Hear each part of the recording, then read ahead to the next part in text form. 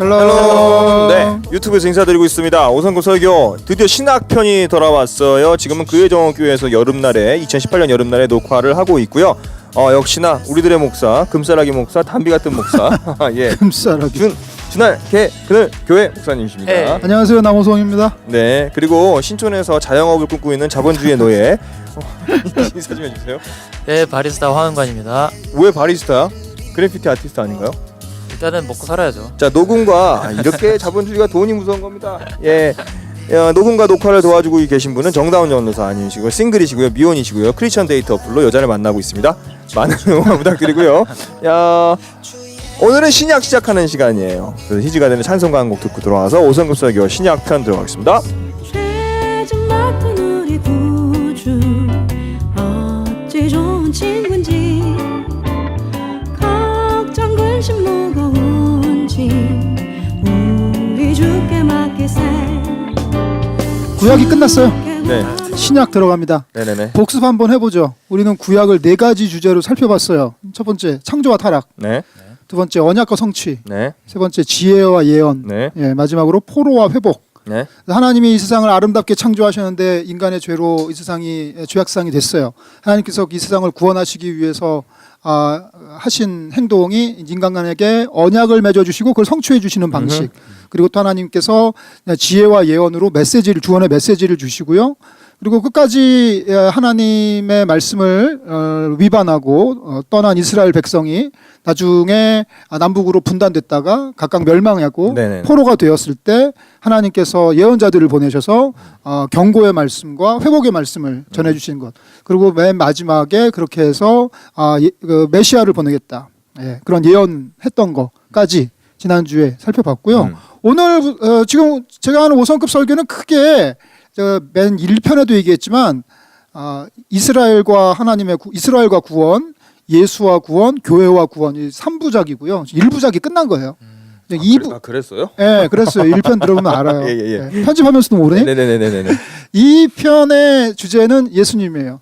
그래서 이제 하나님께서 이 땅을 구원하시기 위해서 맨 처음엔 아브라함이라는 한 인간을 선택했어요. 그래서 아브라함이라는 한 인간을 통해서 이스라엘이라는 아브라함 가족을 만들었죠. 아브라함, 이삭, 야곱, 요셉 해서 가족을 일군 다음에 그 가족에서 이제 모세의 출애굽으로 이어지면서 이스라엘이라는 한 민족으로 성장을 해요. 근데 그 민족이 가나안 들어가서 다윗을 통해서 이스라엘이라는 국가가 됩니다. 네. 근데 그 국가가 이제 멸망을 하고 그리고 거기에서 남은 자들, 예언자들의 경고에 순종한 남은 자들이 남아서 거기서 예수 그리스도께서 탄생을 하게 되시는 거죠. 예수님을 통해 가지고 이제 구원의 이야기가 이어지는데 예수님의 이야기를 어떻게 살펴볼 거냐? 크게 4개로 살펴볼 거예요. 예수님의 하신 것, 예수님 인생에서 가장 중요한 것 4가지를 살펴볼 건데, 첫 번째 하나님 나라, 하나님 나라. 두 번째 비유. 예수님이 비유요? 많은 이야기를 네. 비유로 말씀하셨어요. 네. 특별히 하나님 나라에 대한 이야기를 비유로 말씀하신 게 되게 많아요. 약간 래퍼 같았죠? 예. 메타포. 그리고 또 하나는 기적. 하나님 나라가 지금 이 땅에 임하고 있다는 것을 시연해 보이셨어요. 기적을 통해서. 그리고 마지막으로 그 하나님 나라가 어떻게 이 땅에 이루어지는가를 본인의 생명을 바쳐서 십자가에서 죽으심으로 이 땅에 나타내 보여주셨어요. 그래서 하나님 나라, 비유, 기적, 십자가 4가지 살펴볼 건데 앞으로 4회에 걸쳐서 하나님 나라 이야기를 살펴볼 겁니다. 하나님 나라 그러면 어떤 사람은 낯설게 생각해요. 근데 천국 그러면은 천국은 알죠. 네. 예. 그래서 이게 천국은 마태복음에만 나와요. 예. 하나님 나라 딴 데는 다 하나님 나라예요. 예. 그래서 천국은 유대인들이 하나님이라는 이름을 직접적으로 언급하는 걸 꺼려하는 까닭에 유대인들에게 복음을 전하기 위해서 마태복음은 하나님 나라가 아니라 하늘 나라 해서 천국이 된 거고요. 본문 읽고 시작을 하죠. 마가복음 1장 14절로 18절입니다. 요한이 잡힌 후 예수께서 갈릴리에 오셔서 하나님의 복음을 전파하여 이르시되 때가 찼고 하나님의 나라가 가까이 왔으니 회개하고 복음을 믿으라 하시더라. 갈릴리 해변으로 지나가시다가 시몬과 그 형제 안드레가 바다에 그물을 던지시는 것을 보시니 그들은 어부라. 예수께서 이르시되 나를 따라오라. 내가 너희로 사람 낚는 어부가 되게 하리라 하시니 곧 그물을 버려두고 따르니라. 오늘 말씀 정말 중요해요. 왜냐하면 예수님의 첫 번째 설교예요. 하나님 나라 때가 찼고 하나님 나라가 가까이 왔으니 회개하고 복음을 믿으라. 되게 많이 들어본 예, 말씀. 아주 중요한 메시지입니다. 하나님 나라가 가까이 왔으니 회개하고 복음을 믿으라. 되게 중요합니다. 사람을 낚는 어부라는 건 보이스피싱 조직을 말해요. 죄송합니다. 예. 예수님의 첫 설교 살펴볼 건데 그 배경을 좀 살펴보고 어떤 상황에서 이루어진 건지 그리고 또 그 안에 어떤 내용이 있는지 그 설교를 통해서 듣는 자들에게 무엇을 요구하고 있는지 그런 것들이 오늘 나오고 있어요. 첫 번째 14절 요한이 잡힌 후 했어요. 요한이 누구냐? 세례 요한이에요. 네. 예, 세례 요한이 왜 잡혔나? 헤롯의 부도덕성을 비난했어요. 그 여동생이랑 그거잖아요. 결혼하고 뭐 그거죠. 근친 해가지고. 예, 그래서 원래 세례 요한은 저기 사막에 있는 사람인데 사막에 있다고 은둔해 있는 게 아니라 계속 이 현실을 바라보면서 현실의 위정자들에 대해서 정권 비판을 한 거죠. 지금으로 치면 뭐로 봐야 되나? 그러다가 제야의 음모론자 김어준 같은. 그러다 체포돼서 죽었어요. 예, 목 잘리죠. 예, 그렇습니다. 그래서 세례 요한은 예수님과 특수관계예요. 예, 친척이고요. 그리고 세례 요한은 예수님한테 세례를 준 사람이죠. 근데 보통 이렇게 리더가 체포되면은 그 추종자들이요 떠납니다. 자기도 죽을까봐. 그렇지. 예, 그런데 제자들은 그래서 도망가기 나름인데 그 예수님은 그때부터 사역을 시작하셨어요.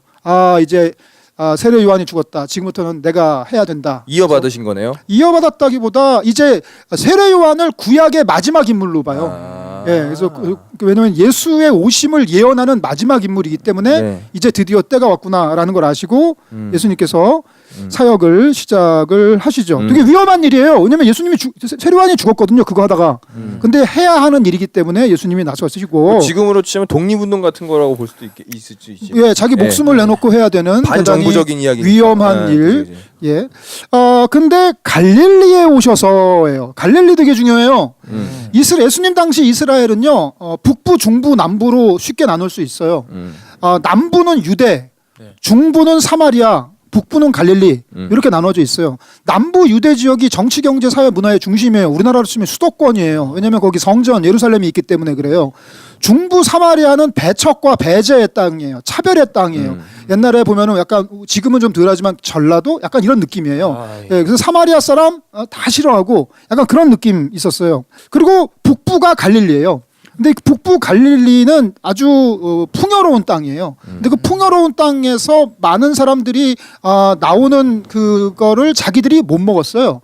다 뺏겨. 착취당하는. 예, 일단은 유대 지방 사람들한테 다 보내줘야 되고 로마 제국에 다 보내고요. 그래서 다 뺏겼어요. 그래서 이스라엘 북쪽의 갈릴리 지역은 되게 가난하고, 예, 그리고 착취당하고 그런 사람들이에요. 또 외적이 침입해 올 때 북쪽에서 내려와요. 그 길목이기 때문에 거기 군사 시설들이 다 있고 거기에 또 군인으로 끌려가야 되는. 되게 어려운 지역이죠. 피폐한 땅이네요. 예, 갈릴리 지역은 되게 슬프고 이스라엘 북부의 피폐한 땅인데 그래서 로마 제국과 유대 지도자들에게 수탈당하고 되게 가난하고 불쌍한 동네에서 사역하셨다. 이게 대단히 중요한 포인트고 하나님의 복음을 전파하여 나왔어요. 되게 중요한 거 나왔습니다. 복음. 기독교에서 복음합니다. 네. 어떤 사람은 뭐 오징어 볶음이냐 뭐 막 이렇게 비아냥거려요. 불신자들은 뭐 볶음이냐. no. 예. 그건 no. 복음이 뭐냐? 이거 되게 중요해요. 기독교인들이 복음을 몰라요. 복음은요. 유앙겔리온이에요. 네? 예? 그리스어 원어가 유앙겔리온이에요. 에반겔리온에서. 맞아요. 예. 그거랑 어원이 같아요. 근데 이 유앙겔리온 복음은요. 언제 쓰는 말이냐면 로마 제국 때 황제의 포고령이에요. 그러니까 기뻐하여라 황제께서 이 지역을 점령하셨다. 기뻐하여라 황제의 군대가 내려온다. 승전부네 승전부. 그렇죠. 기뻐하여라 황제께서 여기를 방문하신다. 이게 바로 황제의 포고령이 유앙겔리온인데 근데 이게 과연 갈릴리 지역의 복음일까? 그러니까 우리나라로 치면 옛날 역사로 치면 일본 천황의 포고령이 유앙겔리온인 거예요. 그러니까 매번 수탈당하는 전라도 평야 지역에 포고령이 내리는데 우리가 일본군이 필리핀을 점령하였다 이게 내려온. 그렇죠. 지금 일본 사람들이 2차 대전에서 승전보를 올리고 있다. 이게 이거 그게 전라도 평야에 수탈당하는 억압당하는 국민들이 사람들한테 과연 그게 복음이냐고요. 그게 좋은 소식이 아니잖아. 근데 예. 이제 그렇다는 거잖아요. 그렇죠. 예. 이 당시에 유앙겔리온이라는 말은요.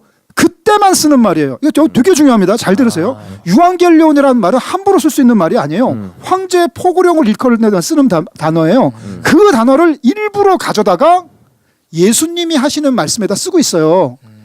이거는 대단히 정치적인 의도가 강력합니다. 그래서 예수님의 말씀과 황제의 말씀을 서로 대립각을 세우고 있는 거예요. 복음이라는 단어 이거 정말 위험하고 그리고 중요한 단어예요. 복음의 원어인 유한겔리온을 봤을 때 그렇죠, 그렇다는 거죠. 그렇죠. 이 초대교회 사람들은 다 그렇게 생각했어요. 복음이라는 말을 들으면 네. 황제의 복음이냐 하나님의 복음이냐 강자의 폭력에 의한 복음이냐 그리고 약자를 세워주는 평화의 복음이냐 이 대립 구도가 대단히 중요합니다. 그리고 나서 나오는 얘기가 때가 찼고 그랬어요. 때가 찼다. 몸에 때가 들어오셔서 때가 꽉 찬 각질이 됐고요. 죄송합니다. 예. 드디어 때가 왔다. 너희들이 기다리던 때가 바로 지금부터다. 그게요. 이게 뭐냐? 구약의 예언자들이 항상 예언했어요. 그날이 오면 하나님께서 이 땅에 심판하시고 이 땅에 당신의 나라를 세우시고 이거 구약의 예언자들이 계속 예언하는 그때가 왔어요. 그때 그날이 되면 예수 메시아가 오신다. 그때가 왔어요. 그날이 되면 하나님 나라가 시작한다. 그게 미래형이 아니에요. 현재형이에요. 때가 찼어요. 이게 바로 옛 시대가 끝났고 새 시대가 시작됐어요. 구약의 시대 끝났어요. 신약의 시대가 시작됐어요. 사단이 통치하던 시대가 끝이 났어요. 이제 하나님이 통치하는 시대가 시작됐어요. 이게 때가 찼고예요. 때가 찼고 하나님 나라가 가까이 왔으니 했어요. 이 나라라는 말은요 통치권이에요. 예, 이건 그 나라 하면은 이거를 영토로 생각하시면 안 돼요. 이거는 통치권입니다. 우리나라가 일본한테 나라를 뺏겼어요. 그 우리가 일본 애들이 와서 우리 땅을 막 포크레인으로 퍼갔나요? 그걸 얘기하는 게 아니잖아요. 국권을 빼앗긴 거잖아요. 예, 주권을 빼앗긴 거죠. 하나님 나라가 가까이 왔다는 건 하나님의 주권이 이제 이 땅에 임하는 거예요. 그 얘기는 로마의 주권이 사라지는 거예요. 더 이상 군대를 들이밀고 와가지고 자기네들끼리 정복을 얘기하면서 평화니 복음이니 얘기하는 거 그 시대가 갔어요. 이제 하나님의 통치, 하나님의 나라가 시작된 거예요. 쉽게 얘기하면 정권 교체예요. 정권 교체. 그게 근데 가까이 왔어요. 다 온 게 아니에요. It's coming. 그러니까 거의 왔어요. 곧 완성돼요. 아직 다 안 왔어요. 이걸 보고 근접 미래라 그래요. 근접 미래. 이렇게 하나님 나라가 왔어요. 이제 새날이 밝았어요. 영화 그 뭐지? 밀정인가 보면은 이정재가 그러잖아요. 왜 배신했습니까? 그랬더니 몰랐으니까. 아 맞아요. 그러잖아요. 네. 근데 지금 몰랐으니까. 근데 지금 알았어요. 선포하고 있잖아요. 일제 시대 끝났다. 대한 독립의 시대가 곧 시작된다. 임박했다. 이거 비슷한 얘기예요. 근데 그걸 지금 알려주고 있어요. 하나님 나라가 가까이 왔어요. 그러면 이제 그동안은 친일파 생활하던 사람들, 죄악의 사단의 권세에 살던 사람들 이제 나 어떡하지? 할 거 아니에요. 두 가지를 해야 돼요. 첫 번째, 회개와 믿음. 회개하고 복음을 믿으라. 회개는요, 버리는 거예요. 믿음은 따르는 거예요. 뭘 버리냐, 뭘 회개하냐. 옛 시대 사단 통치 시대의 삶의 방식을 버려야 돼요. 그리고 무엇을 믿냐, 무엇을 따르냐. 그것은 바로 새로운 시대 하나님 통치 시대의 삶의 방식을 따라야 돼요. 예. 그래서 옛날 시대에는 로마 권력자 황제가 하나님이라고 주님이라고 주장하던 시대의 삶의 방식, 힘과 약육강식과 그런 걸 버리고 이제 예언자들이 예언했고 예수께서 실현하시는 이제 앞으로 예수님께서 보여주시는 이웃을 내 몸과 같이 사랑하고 7번씩 70번이라도 용서하는 그런 새로운 시대의 삶의 방식을 선택해야 된다는 거죠. 그러고 나서 갈릴리 해변으로 가십니다. 거기서 시몬과 안드레를 만나요. 그들은 어부예요. 예, 어부는 누구냐? 물고기 잡아요. 예, 물고기를 잡으면 그 물고기 예를 들어 100마리 잡았어. 그걸 다 어부가 가져가냐? 그렇지 않아요.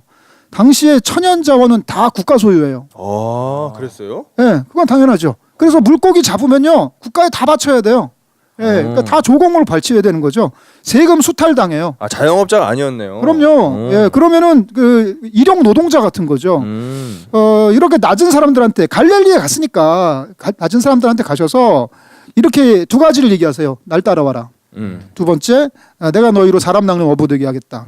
사람 낚는 어부라는 표현이요 어디서 유래했냐면 예레미야서 16장 14절로 16절에 나오는 표현에서 유래하는데 이거는 거기에는 되게 부정적인 표현을 하고 있어요. 하나님께서 유다와 이스라엘을 멸하실 때 내가 너희를 낚아버리겠다, 사냥해버리겠다 이렇게 표현하시는데 예수님은 그걸 뒤집어서 사용하세요. 사람 낚는 어부가 되게 하겠다는 것은 앞으로 이제 시작되는 하나님 나라 운동의 사역자로 내가 너를 삼겠다라는 뜻이죠. 그래서 사역자가 되려면 두 가지 행동을 해야 돼요. 버려두고 따르니라. 네. 예, 버린다 아까 얘기했던 회개, 따른다 아까 얘기했던 믿음. 믿음입니다. 예, 그래서 버리는데 뭘 버리냐? 그물을 버려요. 물고기 낚는 어부로서의 모든 것을 버려요. 배를 버려요, 물고기를 버려요, 그물을 버려요, 심지어 부모님까지 버려요. 생업을 포기해요. 종교를 포기한 게 아니에요. 네. 삶의 방식을 포기한 겁니다. 네. 무엇을 따르냐? 예수님을 따라요. 살아남는 어부가 되기 위해서, 하나님 나라 운동의 사역자가 되기 위해서 예수를 따라간 것이죠. 버려두고 따르니라. 이거 두 구도가 되게 중요해요. 예. 이게 바로 회개와 믿음이기 때문이죠. 그래서 예수님은요, 하나님 나라 도래를 선포하시고 그것을 함께 하실 사역자들을 이제 부르시는 이야기가 오늘의 이야기인데, 오늘 중요한 포인트 세 가지가 있어요. 첫 번째, 하나님 나라. 하나님 나라는요, 이 땅에 오는 나라예요. 이 땅에 임재하는 하나님의 통치예요. 하나님의 뜻이 이 땅에 이루어지는 거예요. 새로운 나라가 이 땅에 시작돼요. 그래서 그 하나님 나라의 삶을 일컬어서 두 글자로 영생이라 그래요. 네네. 예, 영생이라는 게 죽어서 어디 좋은 데 간다는 것으로 축소하시면 안 돼요. 영생이라는 것은 하나님과 동행하는 삶다운 삶, 아름다운 삶이에요. 그것은 바로 이 땅에서부터 시작되고 죽음이라는 커튼을 거치고 나서도 계속 진행되는 거죠. 내세와 현세의 통합이 바로 영생이고, 그래서 하나님 나라를 앞두고 예수께서 요구하시고 그리고 제자들이 반응해요. 예, 그것이 서로 상응하고 있죠. 예수님이 요구하신 것은 회개와 믿음이고 제자들이 반응한 것은 버림과 따름이에요. 예, 그래서 회개가 버림이에요. 그래서 첫 번째가 하나님 나라, 두 번째가 회개. 회개는 버리는 거예요. 이 회개에 대한 오해가 있어요. 그건 뭐냐면은 회개는 개인적인 잘못을 씻는 것이라고 착각해요. 그것도 포함되어 있는 건 아니에요? 내가 뭐 잘못. 축소 왜곡이라고 말씀드렸잖아요. 이 축소 왜곡이에요. 특정 행위를 포기하는 게 회개라고 생각해요. 뭐 담배 끊는 거, 뭐 담배 끊는 거, 술 안 먹는 거, 뭐 야동 안 보는 거, 일요일 날 교회 일요일 날 교회 가는 거. 그러니까 끊는 거니까 교회 가야 되는구나. 그러니까 뭐 특정 행동을 안 하면은 회개라고 생각해요. 그게 아닙니다. 다 바꾸는 거예요. 그 얘기는 뭐냐면 사단의 통치 시대의 삶의 방식을 버리는 거예요. 그리고 그것은 일상의 생계에 대한 두려움을 버리는 거예요. 인생의 방향 전환이에요. 다시 말씀드려요. 회개는 특정 부정적인 행위를 포기하는 게 아닙니다. 인생의 방향을 바꾸는 거예요. 이정현 씨 노래 바꿔라고 있었죠. 인생의 모든 방향을 걸다 바꾸는 거예요. 바꿔. 그러니까 지금 하나님 나라, 두 번째 회개, 세 번째는 믿음이에요. 믿음은 뭐냐? 믿음도 오해를 해요. 믿음은 특정 종교 신념을 갖는 것으로 축소 왜곡하시면 안 됩니다. 나 예수님 믿어, 뭐 이런 거. 네. 믿음은 머리와 생각의 문제가 아니에요. 머리와 생각은 당연하고 그 다음에 더 있어요. 더 있는데 거기까지만 멈춰요. 믿음은 단지 종교적 신념을 갖는 것 이상입니다. 믿음은 단지 머리와 생각의 문제 이상입니다. 그럼 뭐냐? 하나님 통치 시대의 삶의 방식을 택하는 거예요. 하나님 나라를 향해서 나아가는 거예요. 손발과 일상의 문제라는 거죠. 머리와 생각의 문제 이상의 손발의 문제, 일상의 문제라는 것이에요. 그게 뭐예요, 그래서? 다시 제가 쉽게 정리를 할게요. 제가 단순화해서 얘기할게요. 길이 있어요. 한 길이 있어요.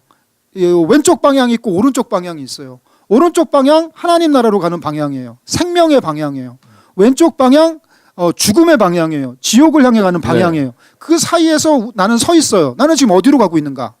내 발걸음이 어디로 향하고 있는가? 나의 일상이, 나의 습관이, 나의 사고방식이 어디를 향하고 있는가?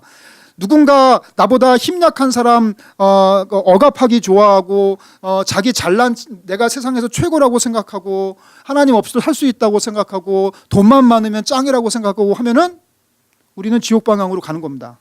예.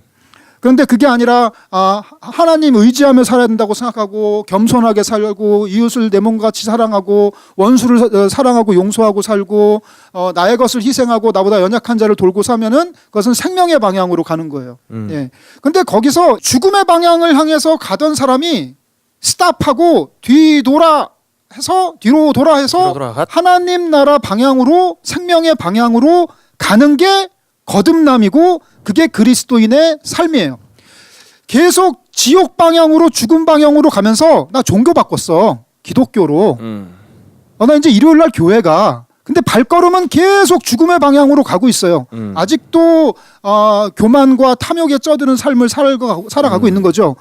우리나라 기독교인 중에 태반이 이래요. 근데 그게 아니라 단지 종교 체인지가 아니라 내 삶의 방식을 바꾸는 거예요. 나는 더 이상 나를 위해 살지 않겠어. 나는 이제 나보다 힘든 사람 위해 살 거야. 나는 단지 내가 내 호구지책으로 직업을 선택하지 않겠어. 나는 어떻게 해야 하나님께서 이 땅에 이루신 하나님의 창조의 섭리와 그리고 하나님의 정의와 하나님의 평화를 위해서 난 그게 기준이야. 난 그 방향으로 직업을 선택하고 살겠어라고 방향을 전환하는 거예요. 그리고 나서 술 먹는다, 담배 핀다, 뭐 아직도 뭐 못 끊었다 하는 건요.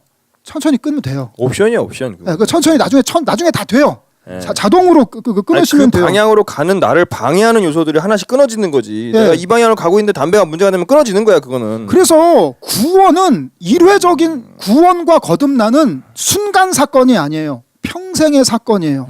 구원파들이 주로 하는 얘기. 그리고 순간 사건이지, 한국 그게. 기독교도 속는 게 뭐냐면 너 구원 받았니? 언제? 몇 년? 몇 시에? 개뻥이에요. 그게 구원파가 하는 짓이잖아요. 저 중학교 때 그렇게 치면 구원 받았어요. 그렇지만 고등학교 이후의 삶 개판이었어요. 네네네. 예, 다들 그런 경험이 있어요. 네네네. 구원은 그러니까 딱 결단하고 뒤도는 순간은 있겠죠. 그 날은 어떤 날짜가 있을 수 있어요. 예, 나 어느 수련회 가서 뭐 은혜 받아서 있을 수 있는데 그 이후로 두렵고 떨림으로 계속 그 하나님 나라의 길을 가는 거예요.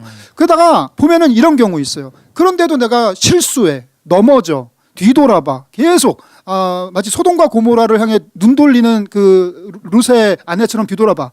그러면 그리고 좌절해. 그리고 하나님 나라로 가는 내 속도가 너무 더뎌. 그거 괜찮아요. 나 안 한다 그러고 또 했어. 나 이번에도 교회 못 갔어. 괜찮아요. 중요한 건 방향이에요. 네. 나는 지금 어디로 가고 있는가, 나의 삶의 지향점이 어딘가 하는 방향만 설정되면 늦어도 괜찮고 넘어져도 괜찮고 잠깐 뒤돌아봐도 괜찮고 그래요. 근데 한국의 대부분의 사람들은 발걸음은 여전히 이 세상 사람들 사는 것과 전혀 다름없는 발걸음으로 그 사람들이 가는 곳을 가면서 눈만 돌려. 저기로 가야 되는데 일로 가는 게 옳은데 일로 가는 게 옳은데 하고 있는 거죠. 지하철을 잘못 탔어요. 이 구로에서 인천 가는 거 탔어야 되는데 수원 가는 거 탔어요.